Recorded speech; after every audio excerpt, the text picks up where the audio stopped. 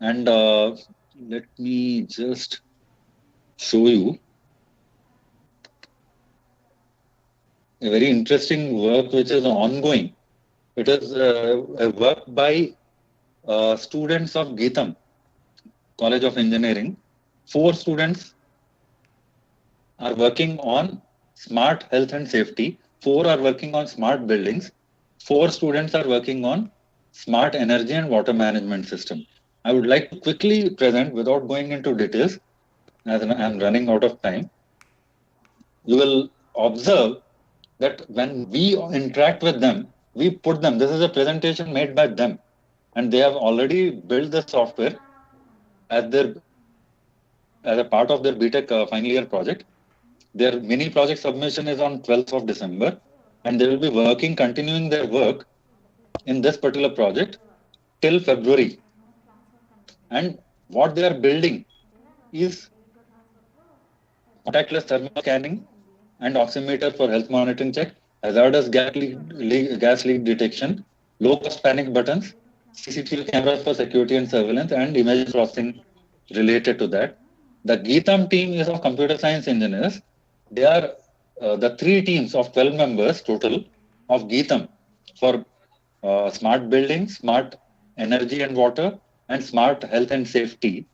These 12-member team is being supported by a 4-member team of Guru Nanak Institute of Technology, Guru Nanak Institute Technical Campus.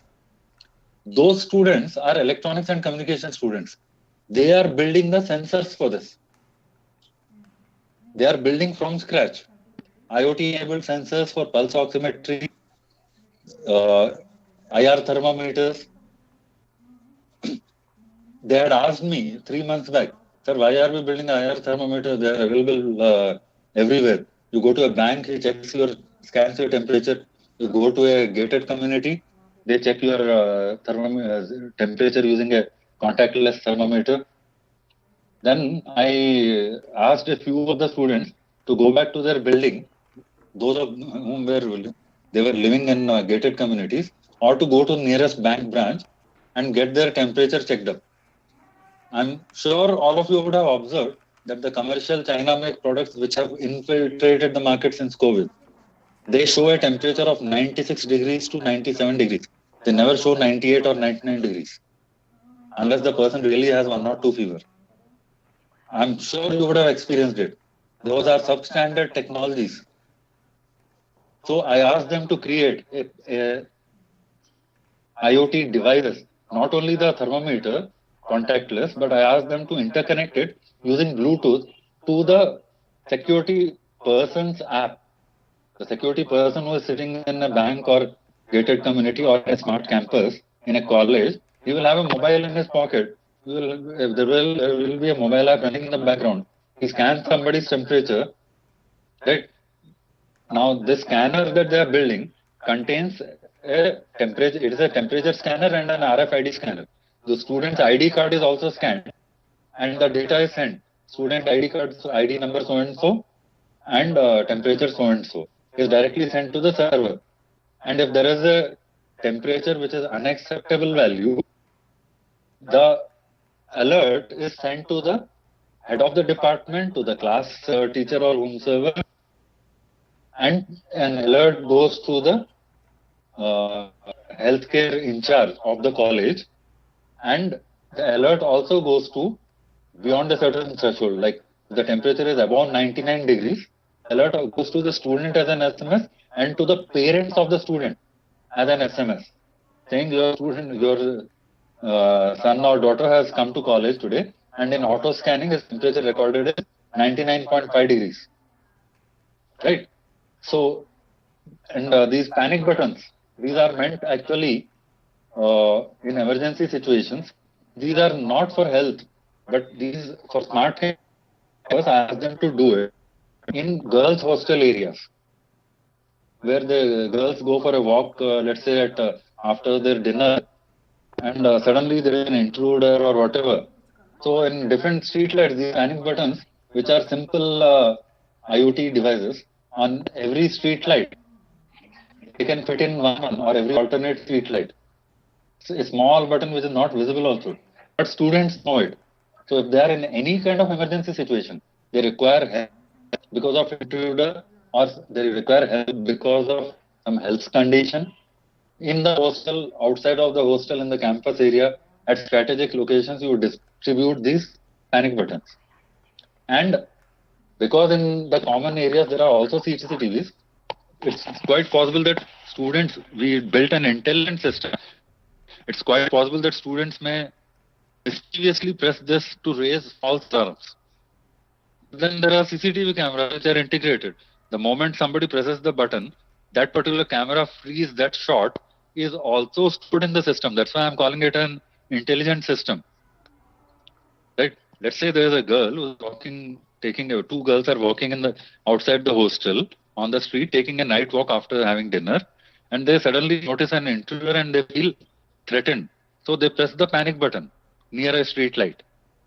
There is the nearest camera, the snapshot, the location ID will immediately go as a mobile push notification to the security on duty and to the hostel warden or whomsoever is the concerned stakeholder. Right? It's an integration of multiple technologies, not a thermometer or RFID or cameras or panic buttons. Right? So, due to time constraints, I would like to stop here with a concluding remark that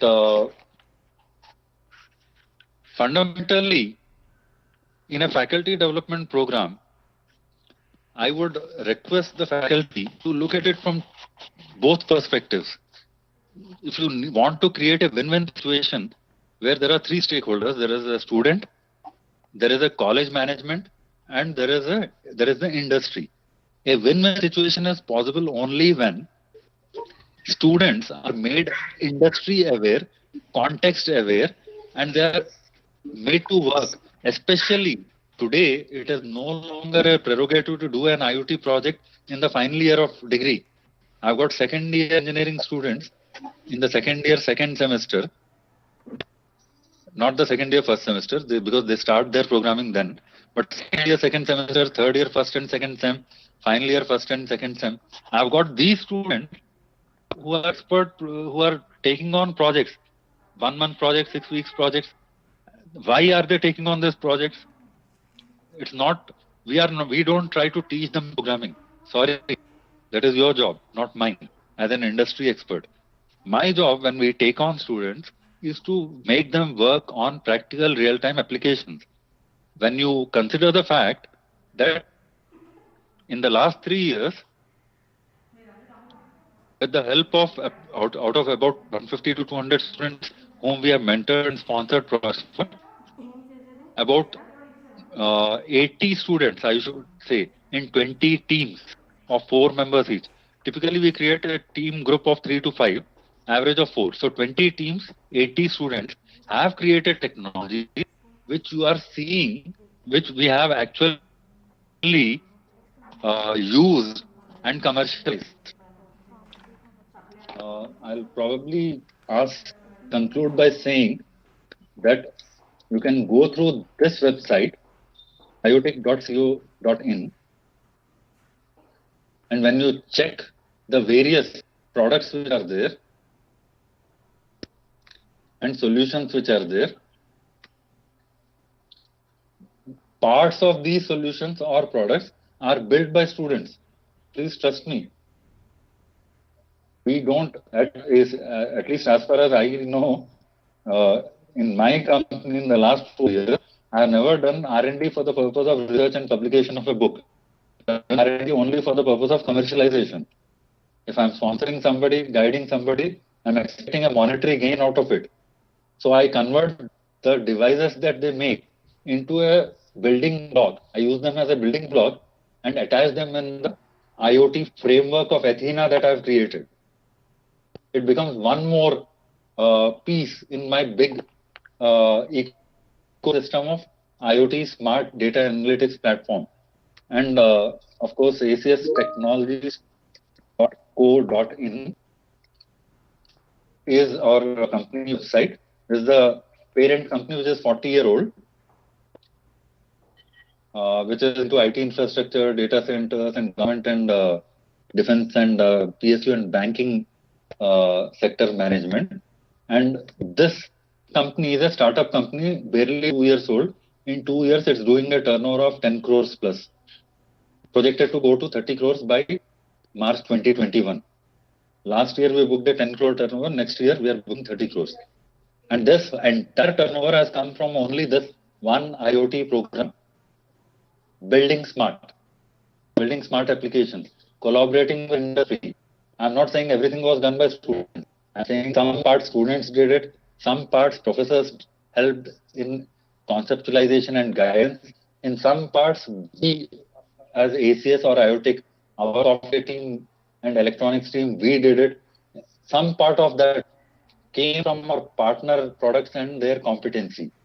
When these four got together, students, professors, multiple colleges, and multiple corporates, when they came together, then we were able to successfully create and sustain a startup company to convert it into an enterprise company going forward. I won't be too surprised if in another 2 years or 3 years down the line, IoT will be a 100 crore turnover company. So with that, I would like to conclude, and I think the program coordinators, they are having my contact mail ID and phone number. As always, any of you faculty members, respected faculty members, are free to connect to me on WhatsApp or on email anytime.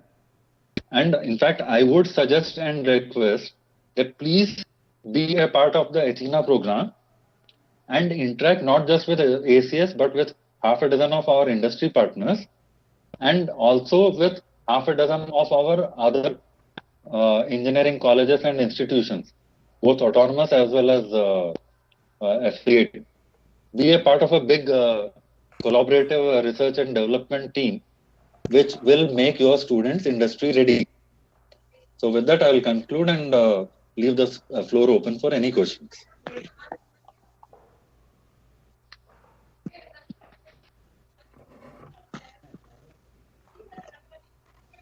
Thank you, Mr. Rashikar, for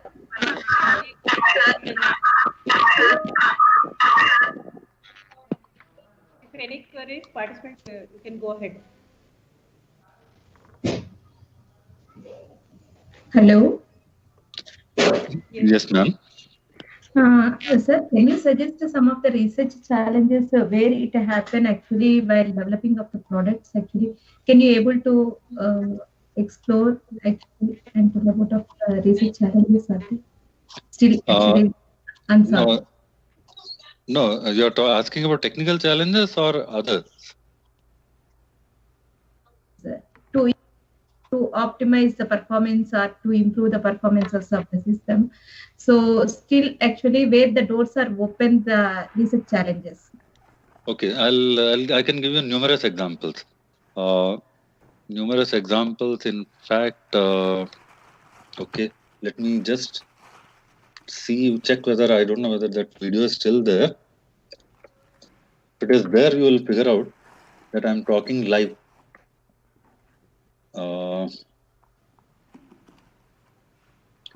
I think I have that video. Please bear with me for 2-3 minutes. Yes, sir.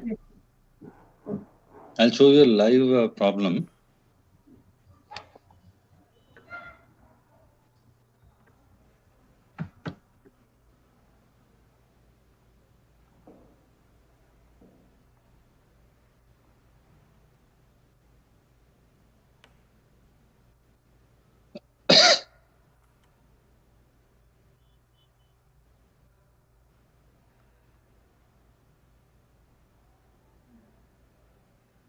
See, some of the challenges, okay, let me just.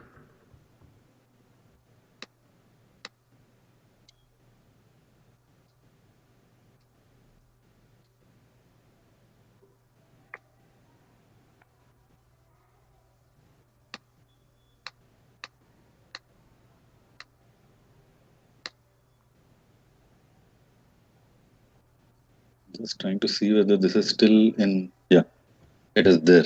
So now you will just observe here that one of the student teams of the same team that I've demonstrated, he has created a video and a photo. In fact, it's a video.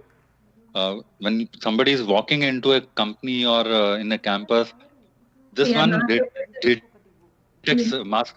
Detects a mask. Sir, we are not able to see any screen, sir. Oh, sorry. I think I stopped the sharing. Just a minute.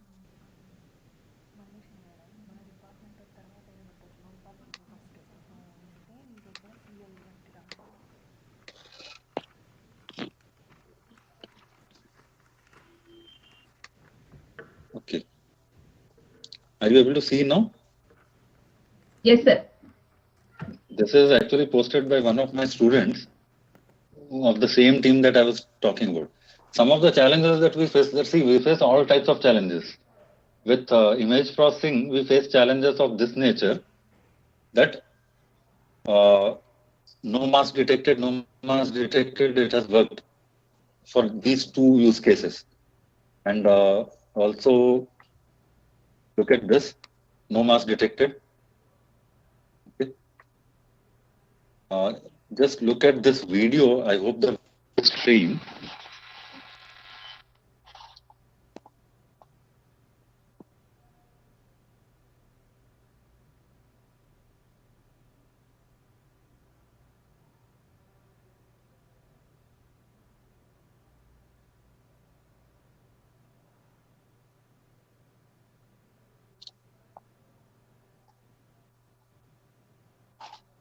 I think the video is taking a bit of time to load. Okay, let me tell you some of the practical challenges. I'll give quick examples. When we are talking about, when we have a student team who was working on sending the data. Let me give examples not just in healthcare but in any IoT system. Like we have a student team which is working on occupancy detection in a room, occupancy counter. So at the door, when somebody enters using an ultrasound sensor, they were detecting an entry. Now with a single sensor, they were not able to figure out whether the person is coming in or going out. Right? These are logical problems. So how did they surpass it? They put two sensors in such an alignment that you will end up triggering the first one, then the second one. Now, if S1 and S2 are triggered, their logic was that the person is coming in. And if S2 is triggered first and S1 is triggered, then the person is going out. That way they were able to solve the problem. Similarly, when it comes to this mask detection problem, when they did the basic work, groundwork, it worked. It was able to detect that there is a mask, there is no mask. But when doing more in-depth testing, if there is somebody who is having a very heavy mustache, then the system, the software failed. It was saying that there is a mask. Why? Because, please understand, the reason why it was saying was, the initial logic was to detect that whether the this color in this area, in the area of the jaw and lips, whether you can detect facial colors, the color tones, right? Now, when the facial color tone is totally covered by, let's say, a blue mask or a white mask or a red mask, then obviously it says it is not, this person is wearing a mask. Now, what happened was, when we tested it with multiple images, we stumbled across one image where the person, I don't know, it was some policeman's photograph, maybe, North Indian, or a Sardarji, and he had a very heavy mustache and beard. And our software was saying that there is a mask. Why? Because it was not detecting facial color tone in the lower face area. Then we had to modify the algorithm and redevelop to search for lips. To search for lips. Don't look at color tone. If the lips are visible, he's not wearing a mask. Right. So these are this is one challenge which is logical and context specific. But the other challenges that we face are that is of communication, optimization of data. It's a huge data. Like when we have let's say uh, thermal scanners and let's say water quality sensors in all the tanks in Geetam University in their campus. When we are polling their data to check the water quality, I'm talking about not about the drinking water, which they are anyway giving only RO or UV filtered. I'm talking about the water tanks which supply to the normal washrooms or hostels or canteens.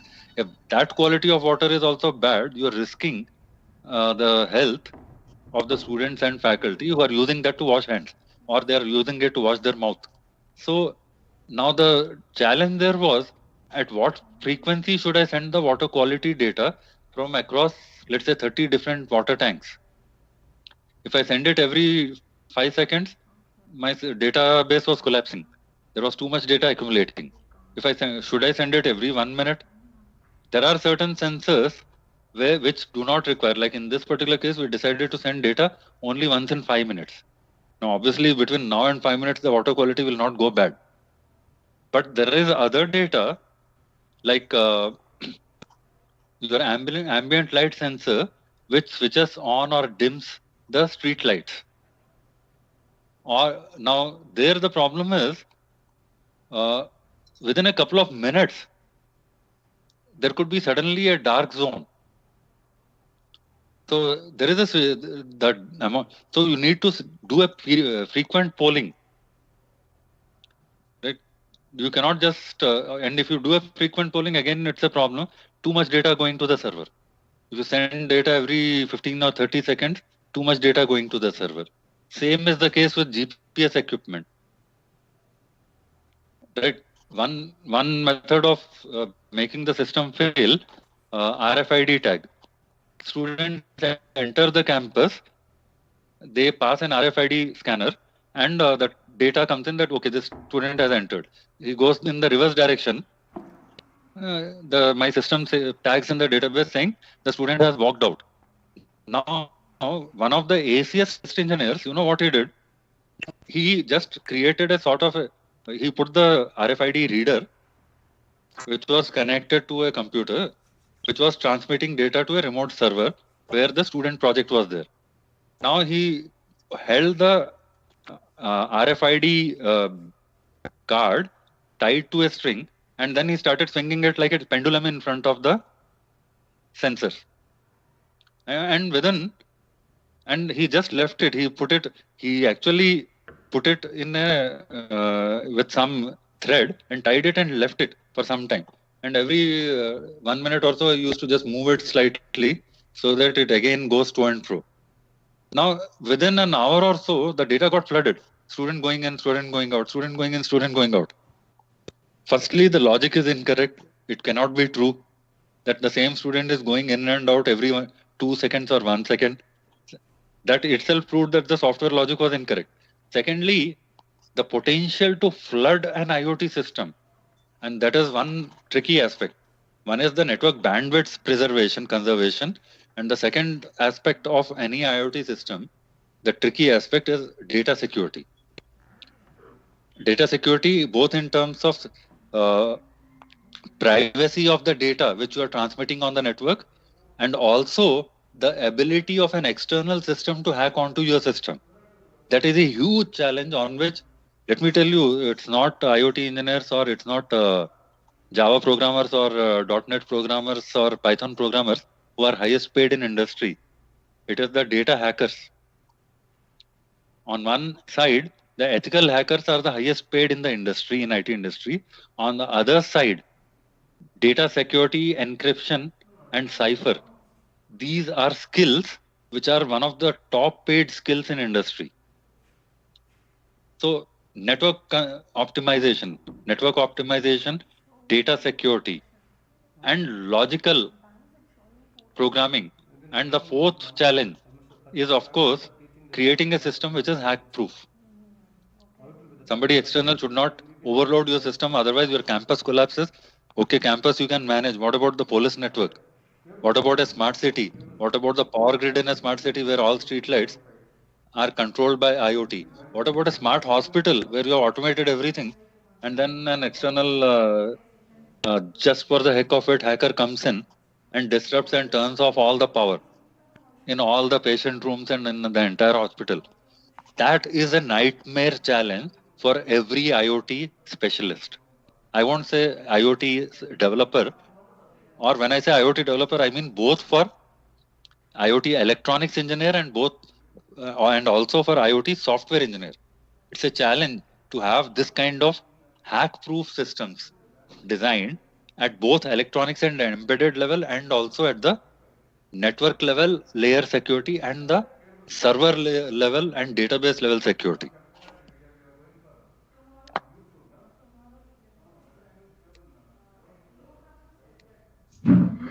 Thank you so much, sir. Thank you so much for giving up valuable information, sir.